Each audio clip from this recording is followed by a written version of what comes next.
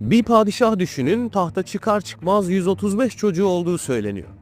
Harem sarayına hükmeden kadınlar, yıldızlara bakan müneccimler, İran'a meydan okuyan savaşlar ve iç içe geçmiş entrikalarla dolu bir saray. 3. Murad'ın dönemi sadece tarihin değil, adeta bir Netflix dizisinin konusu olacak kadar şaşırtıcı. Bu videoda Osmanlı'nın en gizemli ve en olaylı padişahlarından birinin sırlarla dolu hikayesine birlikte dalıyoruz. 3. Murat, Kanuni'nin torunu ve 2. Selim'in oğluydu. 1574'te tahta çıktığında Osmanlı hala ihtişamlı bir imparatorluktu. Ancak bu ihtişamın altında yavaş yavaş çatlaklar da oluşmaya başlamıştı. Onun dönemi görünürde sükunet ama derinlerde büyük değişimlerin yaşandığı bir zaman dilimiydi. Padişah olarak en dikkat çeken özelliklerinden biri yönetimden çok haremle, seferlerden çok iç işlerle ilgilenmesiydi. Ancak bu durum onun etkisiz bir padişah olduğu anlamına gelmez. 3. Murat dönemin zorlu dinamikleri içinde ayakta durmaya çalışmış, bazen annesi Nurbanu Sultan'ın, bazen eşi Safiye Sultan'ın etkisinde kalmış olsa da Osmanlı'nın çöküşe sürüklenmesini engelleyecek kritik adımlar atmıştır. Onun döneminde hem ilginç olaylar hem de büyük dönüşümler yaşanmıştır. 3. Murat, babası 2. Selim'in ölümüyle birlikte tahta çıktı. Ancak bu geçiş sanıldığı kadar sorunsuz olmadı. Tahtın en güçlü adayı olmasına rağmen kardeş katli kuralı gereği 5 kardeşini öldürdüğü rivayet edildi. Bu durum onun hükümdarlığının daha en başından nasıl bir yük taşıdığını gösteriyordu. Kardeşlerinin öldürülmesi saray içinde tedirginliğe, halkta ise karışık duygulara yol açtı. Her ne kadar Osmanlı geleneği açısından meşru sayılsa da 3. Murad'ın iç dünyasında bu olayın izleri kaldı. Bu psikolojik yük ilerleyen yıllarda onun daha pasif ve içe dönük bir lider olmasına zemin hazırlayacaktı. 3. Murat döneminin en dikkat çeken özelliği haremdeki kadınların siyasette çok daha etkin hale gelmesiydi.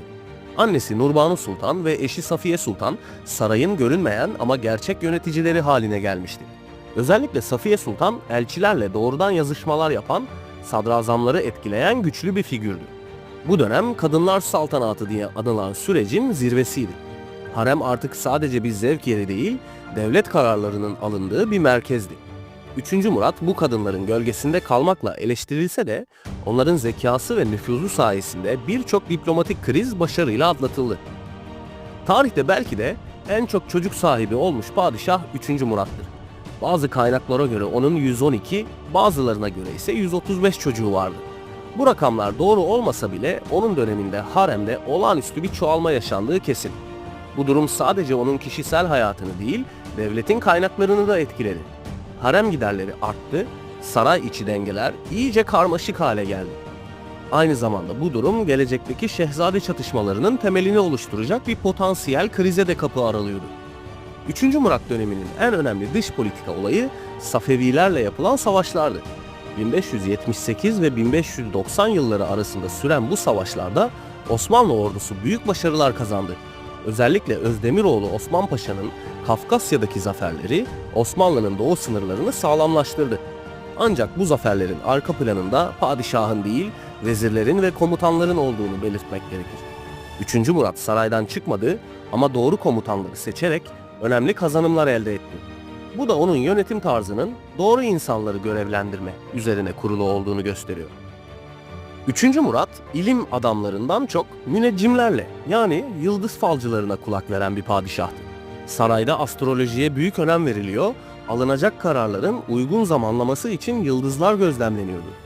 Bu durum bilim ve akıl yerine kehanetlerin ön planda tutulmasına neden oldu.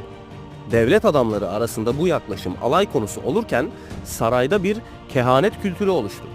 Her yeni sefere, atamaya ya da nikaha astrolojik takvimlerle karar veriliyordu. Bu da devlet işlerinde bilimsel akıldan uzaklaşmanın ilk örneklerinden biri sayılabilir. 3. Murad'ın pasif yönetimi bazı devlet adamlarının kendi çıkarları doğrultusunda hareket etmesine zemin hazırladı. Sarayda rüşvet yaygınlaştı. Görevler parayla dağıtılır oldu. Özellikle Enderun'dan gelen devlet görevlileri liyakatten çok bağlantılarla öne çıkıyordu.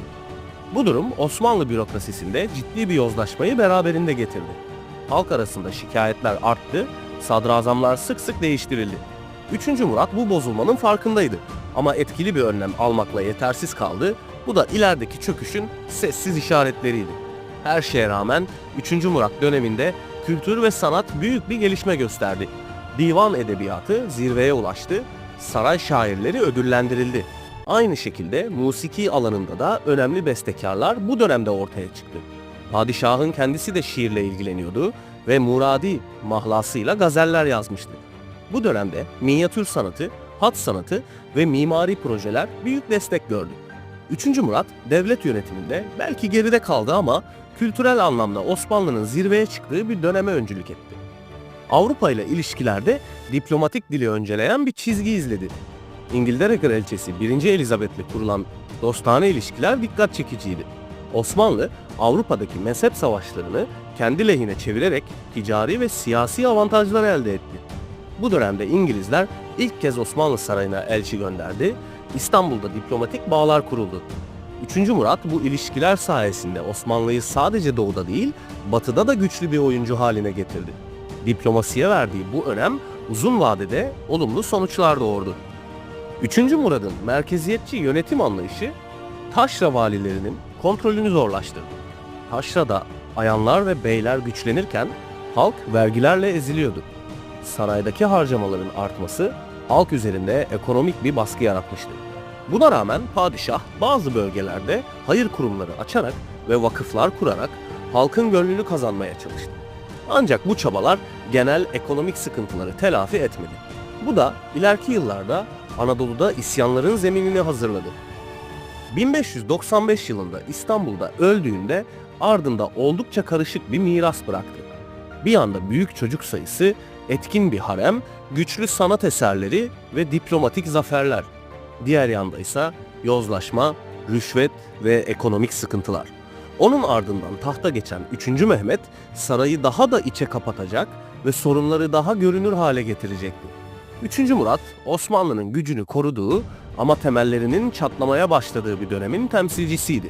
Sessiz çöküş onun zamanında başlamıştı. 3. Murat, Osmanlı tarihinin belki de en çelişkili padişahlarından biriydi. Güçlü bir aileden gelmesine rağmen pasif kaldı ama kültür ve sanat alanında iz bıraktı. Haremdeki kadınların gücüyle devlet yönetildi ama bu bazı krizleri önlemeye yetmedi. Onun döneminde Osmanlı hala büyük bir imparatorluktu. Ancak artık sarsılmaz değildi. 3. Murad'ın hikayesi ihtişamın altında başlayan, sessiz çözülmenin ve saraya sıkışan bir liderliğin portresidir. Bugün bile adıyla merak uyandıran bu padişah Osmanlı'nın kırılma noktalarından birini temsil eder.